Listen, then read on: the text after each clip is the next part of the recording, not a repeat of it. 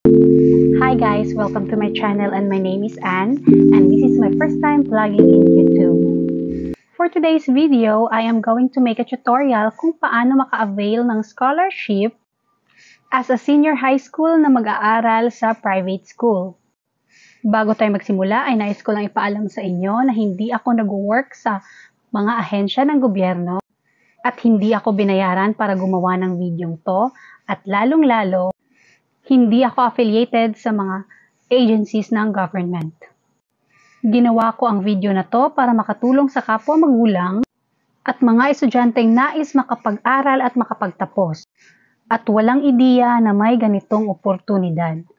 Mga inay, itay, mama, papa, Mars, Mary Cakes, Papi Cakes, meron ba kayong anak na mag-grade 11 o magsi-senior high? At nagdadalawang isip ka kung mapapaaral mo ang anak mo or magtatrabaho muna at saka na mag-aral kung makakaipon na. Sapagkat ang school ng anak mo ngayon ay walang offer na senior high or meron namang senior high pero limited ang strand na offer at wala doon ang strand na gusto ng anak mo. Kung meron man ay nasa private school ang strand na offer. Same situation tayo mga Mary Cakes, Papi Cakes. Sa case ng anak ko, lumipat ang anak ko ng school dahil ang current school niya ay hindi nag-o-offer ng strand na gusto niya, which is ang STEM.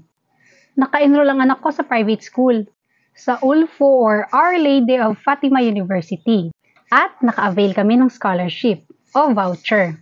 Alam mo bang may mga scholarship o voucher ang ino-offer sa atin ng government para sa mga senior high school na nag-aaral sa private school? Oo, meron. At kung hindi mo pa alam, ituturo ko sa iyo kung paano maka-avail at saan makaka-avail ng voucher. Ang PEAC o Private Education Assistance Committee ay isang programang pangpinansya na magbibigay assistance sa mga qualified senior high school learners. Sino nga ba ang mga pwedeng mag-apply? Meron tayong 4 na category na pwedeng mag-apply ng voucher. Category C, all grade 10 completers in school year 2022-2023 from private school who are not ESC grantees. So, pwede hong mag-apply yung mga nakapagtapos ng grade 10 sa mga private school galing. And then Category D, all grade 10 completers prior to school year 2022-2023 but not earlier than 2016 and had not enrolled for grade 11. So, lahat ng nagtapos ng grade 10 noong 2016, 17, 18, 19, 20, 21 ay pwedeng mag-avail or mag-apply ng voucher. Basta po, hindi pa kayo nakapag-enroll ng grade 11. Ang Category E ay learners who had passed the ALS and A&E test for grade 10 not earlier than 2018 and had not previously enrolled for grade 11. So lahat po ng nakapagtapos ng grade 10 ng mga ALS student simula 2018, 19, 20, 21, 22, 23 ay pwede ho kayong mag-apply. And then ang pang-4 na kategorya, Category F, learners who passed the PEPT for grade 10 not earlier than 2016 and had not previously enrolled in grade 11. So lahat din ng mga learners na nag-graduate ng grade 10 sa PEPT ay pwede rin po kayong mag-apply ng voucher. Basta po hindi pa kayo nakapag-enroll ng grade 11. So sino nga ba ang mga hindi eligible na mag-apply ng voucher? Learners who graduated high school in 2015 or earlier. So lahat ng gumaduate ng high school noong 2015 paatras, 14 ganyan, ay hindi na po kayo pwede mag-apply ng voucher. Incoming grade 12 learners who were not part of senior high school voucher program in grade 11. So kung grade 11 na po kayo at nakapag-enroll na, hindi na po kayo pwede mag-apply ng voucher. At ang pangatlong dahilan na hindi ka eligible na mag-apply ng voucher ay kung ikaw ay hindi Filipino. So sino ang mga automatic qualified at hindi na kailangan pang mag-avail ng voucher? So, merong 2 category na hindi na nila kailangan pang mag-apply dahil automatic qualified na sila. Category A is lahat ng grade 10 student na nakapagtapos sa public school. So, matik po yun, hindi nyo na po kailangan pang mag-avail. Ang pangalawang kategorya na hindi mo na kailangan pang mag-avail dahil automatic qualified ka na is yung grade 10 completers na meron ng ESC grantee. So, meron na silang voucher. So, hindi na po nila kailangan pang mag-apply. Ang next na talakayin natin is application process. So, merong 7 steps ang application process. Step 1 is mag-create ka ng OVAP account sa ovap.peac.org.ph.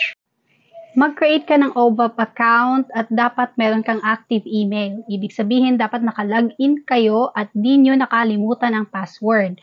At kung maaari, make it separate sa mga SOCMED. Gumawa ka ng personal email na para sa mga importanteng bagay lamang para hindi matabunan o mapunta sa spam folder.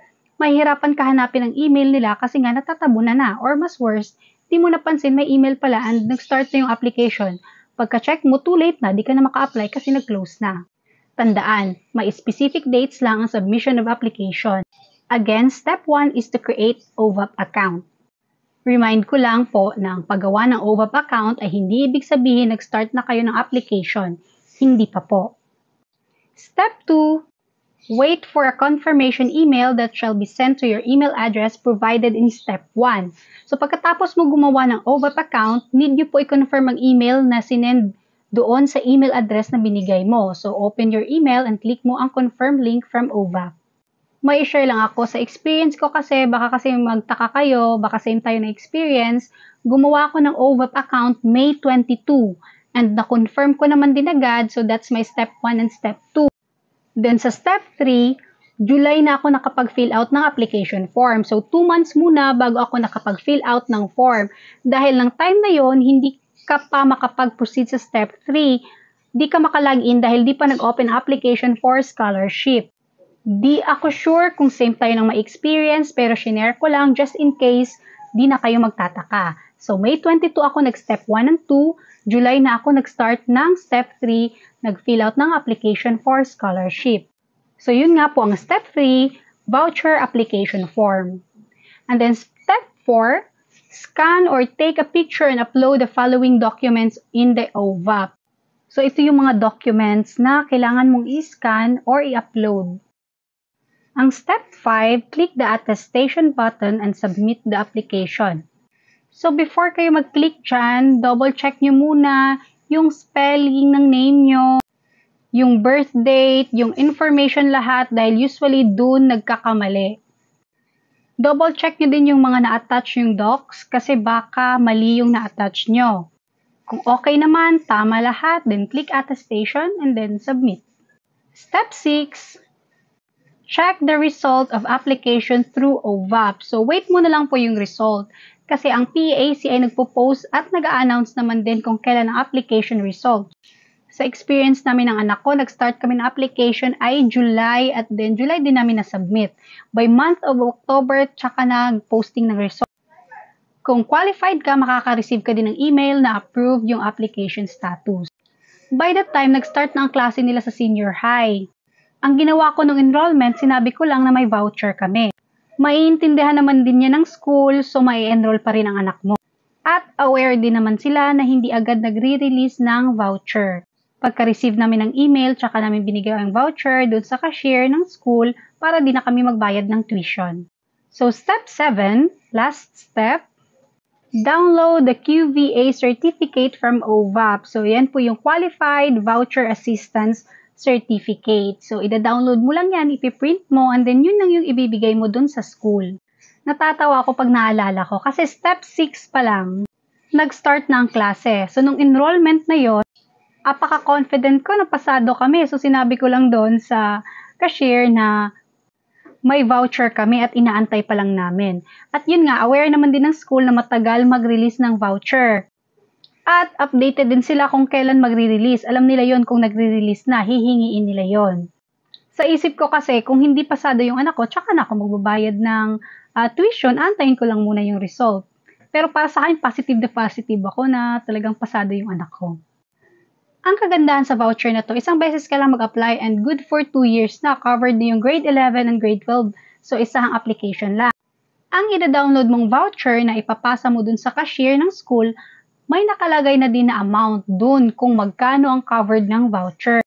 Ang ibang students, totally wala silang binayaran.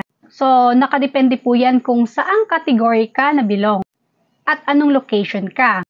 So, ipapakita ko sa inyo sa screen ang applicable voucher values. So, yan po. Again, ang zero fee o walang totally babayaran ay nakadepende yan sa category mo, location mo, at tuition fee ng school mo. At kung hindi man lahat totally covered, at least konti na lang idadagdag mo. Malaking tulong, malaking bagay, malaking tipid at malaking ginhawa sa mga magulang. Sa mga magulang dyan na may mga anak na incoming senior high school, mag-abang-abang na po kayo kung kailan yung opening ng application for next school year. Again, ito po yung website, ovab.paac.org.ph. At sana may natutunan kayo sa video to, and please, subscribe niyo po ako for more tips, advices, and tutorials. Bye!